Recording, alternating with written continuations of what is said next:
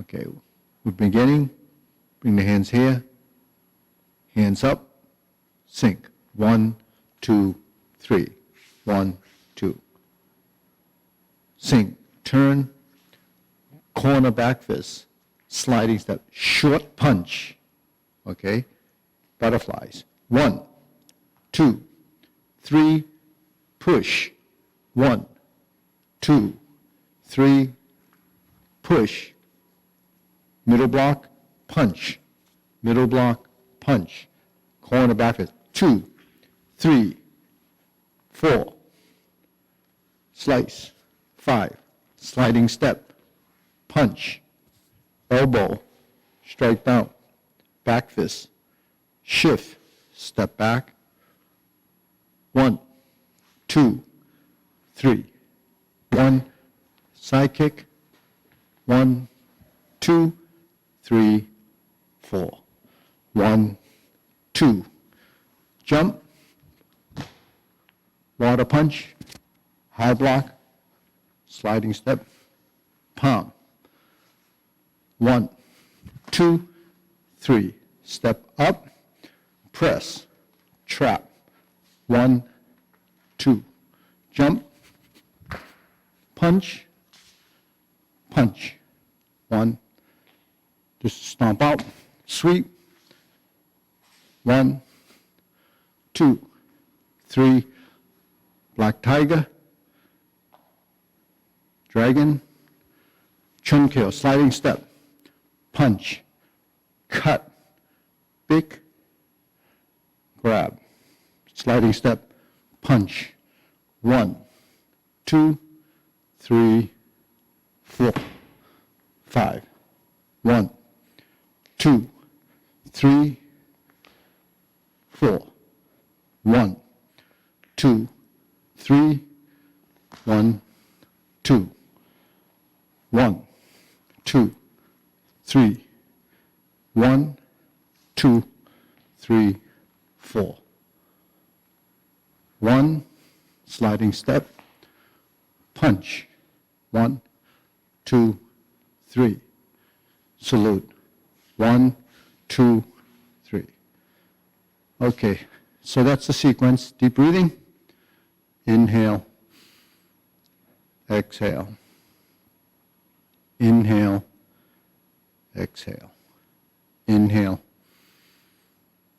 Exhale. So, this form is the agile part of the two halves.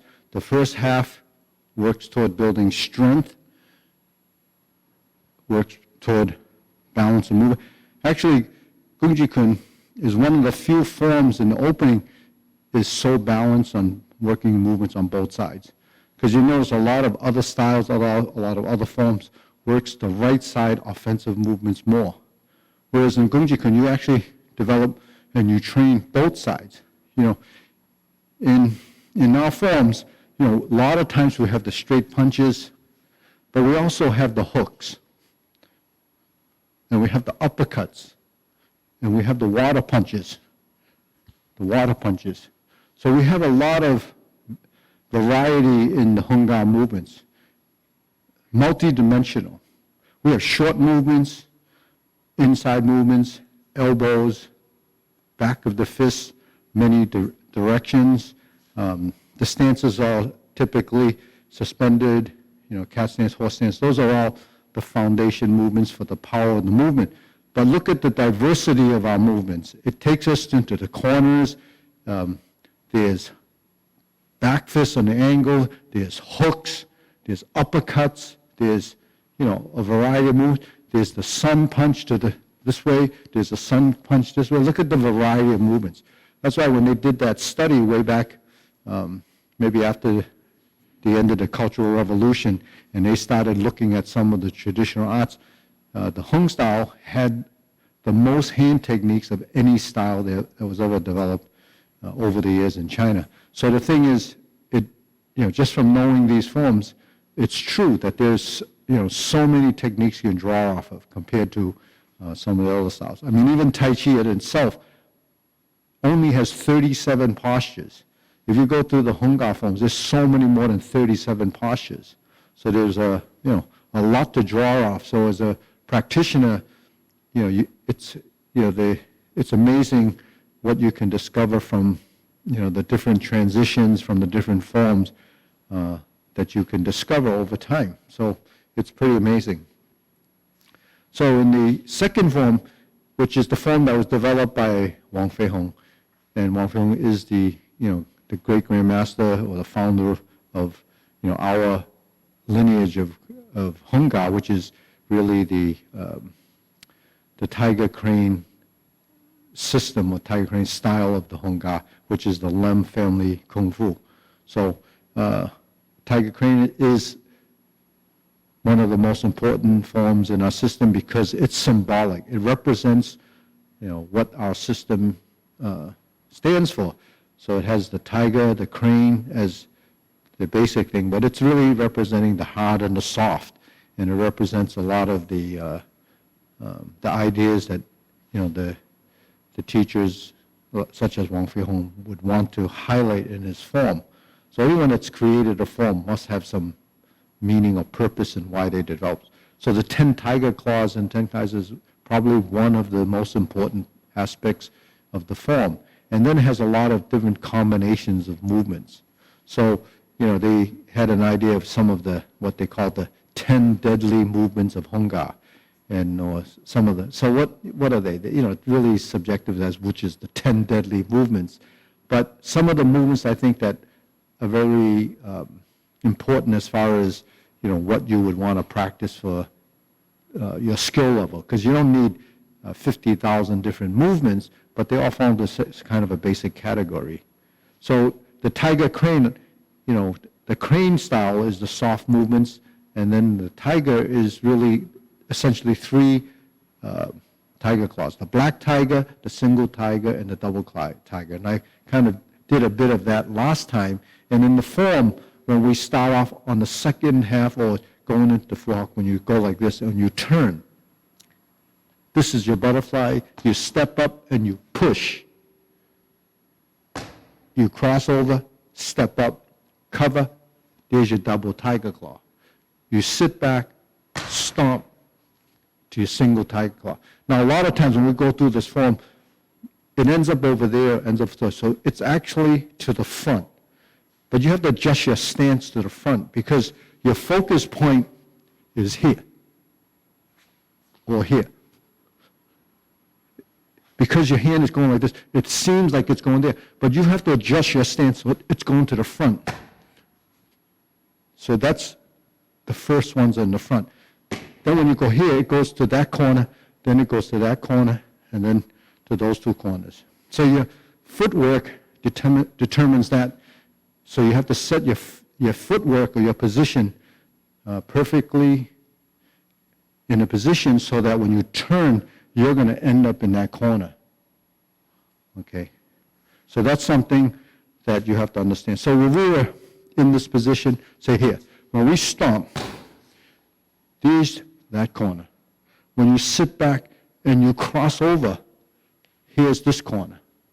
When you cross over, step, there's that corner. Then when you turn, there's that corner. When you cross over here, so you don't be sort of, it goes to this corner, goes to that corner. You could hop, you can jump, but you have to find those directions because that's all the traditional arts work off of the octagon. So finding those corners, accuracy of footwork. So the accuracy of footwork is something that my teacher was very strict with, trying to find those directions. So footwork was very important. But you can't appreciate the importance of footwork till you get to a more advanced level and realize that without the footwork and the components of the lower extremities, that most of your techniques will be compromised because of that.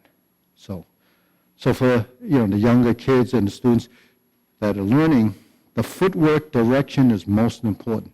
I break it down into all these different angular positions to take you through that, which would be kind of boring for you because doing that, you say, well, I already know that. But it's not knowing it here. It's knowing it here. This is what body intelligence is. Proprioception, angular position, muscle memory, all of this stuff is really building that through repetition and defining the angular positions of your joints. So that's what separates the difference between accurate movement and movements that are kind of there. Because accuracy of movement, when the hand goes here, it's always there. When it's here, here, here, it's always there. When I cover like this, doesn't matter where I take it, it's going to be always in a position. If it doesn't find the position first, your body will compensate and adjust to manipulate your skeletal structure to find that critical point. And some of these critical points are how you align your body to create the most neutral, natural position that your body should be in to create the next motion. So that's really the naturalness of your execution. And the fork timing one, even though it encompasses all of these different systems, it's really approaching this naturalness. In fact, there's a style called natural Gung Fu, and whoever created that had the same premise, because he must have reached a certain level of understanding that everything has to be natural. Everything else that's unnatural becomes something that's forced or compromised or probably not the most efficient way of doing it. So naturalness motion should be fluid, it should be flowing, it should be aligned and very accurate. So when we throw a punch, where should that punch be? So there's an alignment. It's the nose, the fist, and the knee. You can't leave that idea and still have accuracy of position. So that's something that everyone strives for, or at least if you know or understand that concept. So if I'm here, and I go like this, the fist, the palm, this and this has to align. If it's over here, it's not structurally sound. Mainly because if I go like this and I do a tiger like that, it kind of looks the same, but not, because when you push like this, your stance is weak there. When the hand comes across like this, when the force comes, it has to go through the body into this leg. Then you have structure. If I cover like this and I turn like this, if I capture an arm and I turn like this, the way I redirect the force is here. It's not here. Because if you go like this, this actually is not functional. It's actually not the correct position. So all of these positions that you find in the form really define whether the movement becomes effective naturally or effective, with an added component of strength or, compensation of a misalignment of the body. So, your body will compensate, but that's not the ideal position to be in. So what is that? That's body mechanics. There's ideas of structure, which is really sort of physics, geometry. These are all, ideas that I teach with, because, the geometry of position, the geometric shape has its strength of integrity, and it has its benefits and usefulness. So if you take away the geometry of those positions, it compromises your body form. And your body form is the posture. So what makes up your posture? Your skeleton. What drives your skeleton is your musculature. So if you're using your muscles wrong, you're going to manipulate your skeleton wrong. If you're using your skeleton wrong, you're going to have to use strength to overcome that. So it just makes common sense. There's logic to why movements have to happen a certain way. So getting away from that, which is more technical and theoretical and so forth, that could bore some of the people. You want to just do the actions. So that's the 10 tigers. But what I wanted to emphasize was the direction. So when you're here and you go here, you have to know that this is your direction. Now don't be a little bit timid about when you step, because that's not going to get you to where you have to go to. If you're here, then shift. When you take a step, there's where the agility of footwork coming, shifting a weight and moving. If I'm here and I turn, you have to spin from here, find that corner, and you're there. So this is part of why you have to practice your footwork. Your footwork has to be programmed and defined as direction. So when you turn, like in a stick form, and I go like this, that direction is mapped out in your body. It's like your body has a GPS. It knows where it's supposed to be going before you even get there. So that's something that comes through your training and your practice. But if you don't think along these lines, what ends up happening is you go through the motions. Well, it's over here. It's kind of like that. It doesn't work like that. You have to build the depth of that information and the depth of that knowledge. Okay. So let's take a couple of movements from Fook that I think are pretty good combinations of movement. The 7-star continuous strike. Okay. That incorporates a water punch, a back fist, a covering hand, and uppercut, and a sun punch. Okay, so that is called the 7-star continuous strike. So this movement, 1, 2, 3, is part of that. 1, 2, 3, 4, 5. So that's part of that. So that's a combination of movements that takes you through moving in a direction and manipulating your body so it has good control. Do you want to be balanced? You want to practice those movement accuracy? So water punch, when you're here, should be here to here. So if you look from the side view, you see the line. That's the line. When you're here, that's the line. That's the line. When your hand comes down, boom, that's a very powerful movement based on it. So you're striking, bang, bang. It's 2. You're striking. You're hitting 1, 2, 3, 4, 5. It's just a cycle of movement. You have to learn to react and move from each one of those positions. So that's called 7-star continuous punch. In the first pillar form, we have the 3-star continuous punch. Another movement, 1, 2, 3. 1, there's a cow, qua, back fist, sao, or cover. Press down, leopard. Those 3 movements go hand in hand. Because once you intercept, this hand moves and strikes. So we have all these combination movements, but we don't use them effectively. We see them in the form, and we just run through them.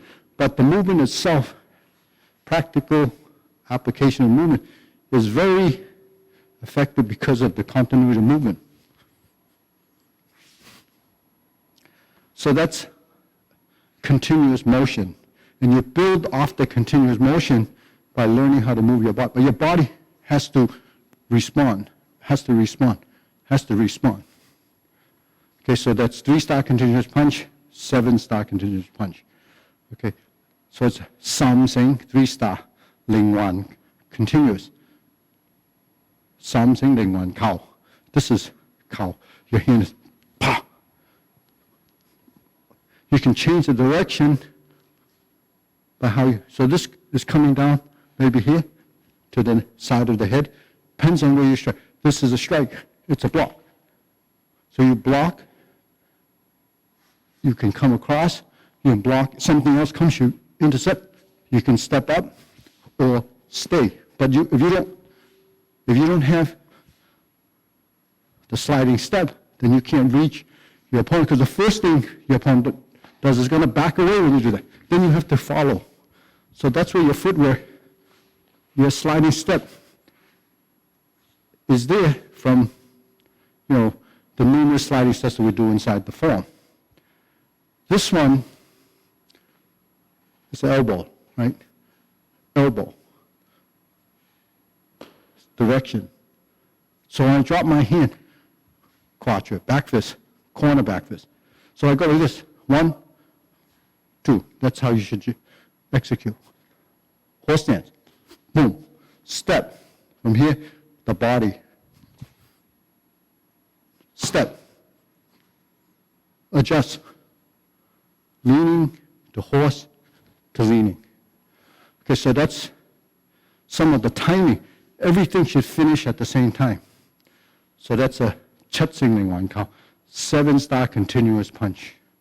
Okay, another combination I think is a good combination is the hook, the palm, and the sun punch. And that happens in the form. So you're here, right? Hook, palm, punch. Okay, so you see 1, 2, 3. So we're here, drop, push, pull. 1, 2, 3, 4. So that's a combination of movements that you can do. You hook, palm, punch. So you have this combination on both sides. Now, some of you like to do sparring or full contact. So you don't have the ability to use your palms or hooks, but you use your gloves. If you have your gloves on, if you hook, you strike.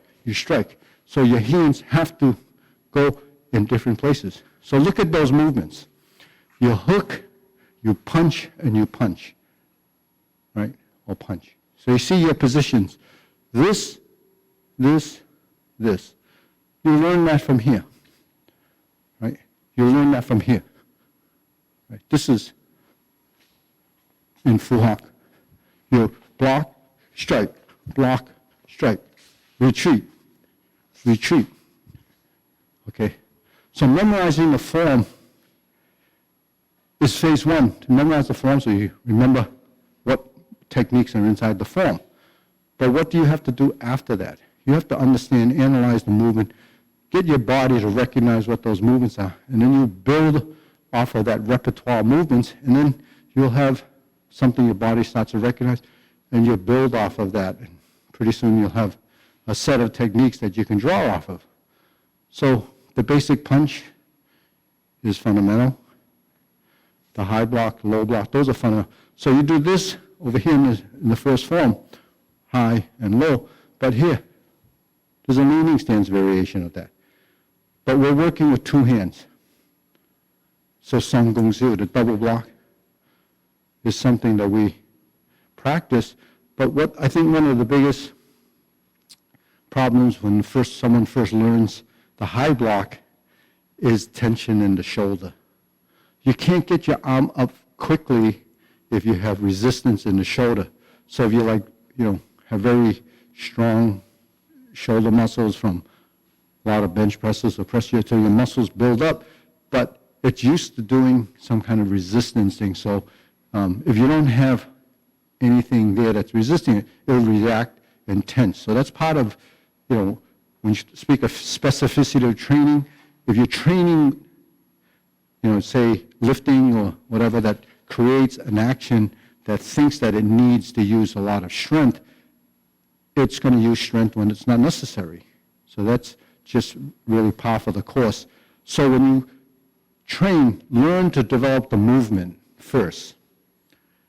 And then once you develop the movement, you get it programmed in your body as an action, and your body knows it. Then you can actually start to build some strength in the movement if you're doing, say, even lifting or whatever for strengthening or cutting or building, body form. Those won't react the same way if you practice this kind of thing more. Because what will happen is it knows when to stay loose and when to respond. But if you do a lot of bodybuilding and then you want to learn the forms, you're going to have some conflicts in your movement. So that's just a bit of advice, because, a lot of people say, well, how am I going to stay in shape? Well, it depends how great a shape you want to be in, and it also depends on what your end goals are. So everyone's, has their own specifics. This is just, my advice from my experience, and it's really what I understand from, learning how to develop strength and power using the correct body mechanics and integration of body. So when you lift, the hand goes up, boom, your hand goes down, you turn. So all of this stuff, even lifting, if you have tension here, if you're using the stick, for instance, if you're using the stick, say I'll grab a stick from here, I'll just use this little stick. If you have tension in your shoulder, you're going to have trouble getting that hand up. Whereas when you're like this and you relax, it'll go up, it'll turn over, it turns over. That's all dependent on how your shoulders are going to react to the movement. If you have tension in your shoulder, it's really not good. Tension in your shoulder is like tension in your hips. So if your hips and your shoulders are tight, you're going to have trouble getting in and out of your stance. You're going to have trouble lifting your arm. And if you're training with that type of thing and you're trying to do repetitive movement, you're going to have conflict in movement because your muscle will tighten and fatigue way before it should, mainly because you're using what I call the excessiveness of strength. So, for intermediate advanced people that are training, you have to understand why movements are so important. Now, if you're practicing and you want power, the power comes from your transition in here. It's not how much you can force it, because all you need is this. All you need is this. All you need is this. The power comes from the transition. Actually, you turn like this, you turn like this. Do we have these movements in the form? If you do Gung, you're like this. You turn like this, you turn like this. So that's just a sample of why our body develops and trains very specifically to action. So martial arts is action-oriented. You want to learn to develop a movement and create the action that's as close and as compatible with what you're trying to do. So a tendosu, when you're striking with this, 45 degrees. This comes from here. You have to drop the elbow, stroke across. Once you stroke across, it lifts. So when it lifts, this deflects. But when you deflect, this has to come out to follow up. If you go like this, and do this, you already left a big void here. You go like this, what are you going to do now? You're going to wait, it's going to already be there. So you're here. This actually covers that space, You see this hand? 1, 2, 1, 2. So here, 1, 2. So here, lifting, 1. This comes out. 2. So your body has to react and respond. So those are sort of recruiting the correct muscles to do what it's supposed to do. But that's all programmed up here. So recruiting those is, what people develop in their training, because that recruiting is really a motor skill that's driven by the neurons in your brain. And if you set up, the process, then your body will evolve and start to use your strength correctly. If you train with excessive tension and stiffness, that's what's going to dominate the movement. Tension's already there. Then you're going to add more stiffness. We don't need to do that. So, on that note, you have the 7-star continuous punch, the 3-star continuous punch, the hook, palm, and punch combination. So those are really good movements to practice. Practice them, put them back into the tiger crane form, and then you can move on from there. So many great movements in that form. And the imagery that you develop, from the visuals, whether it's from your grandmasters or what you've seen in the past, the visuals are very important. So, capture the imagery from the best imagery that you have access to, and then you can develop, because, it's subject to your imagination, but if you're imagining the wrong thing, you'll be training in the wrong way. So on that note, we're done for today. All archived, you can see it. Give us a like. You can see us on Facebook. You can see us on YouTube. You can get us, if you want to see other videos, because we've done a lot of demos over the years, they're on YouTube, CCMAA. You can get it that way, or calvinshin.com. However, if you see it there once or twice, just give us a thumbs up or subscribe, and that way we know who's tuning in, and I can kind of adjust the content to your liking. You can email us, send us what you want to see, and hopefully I can accommodate it.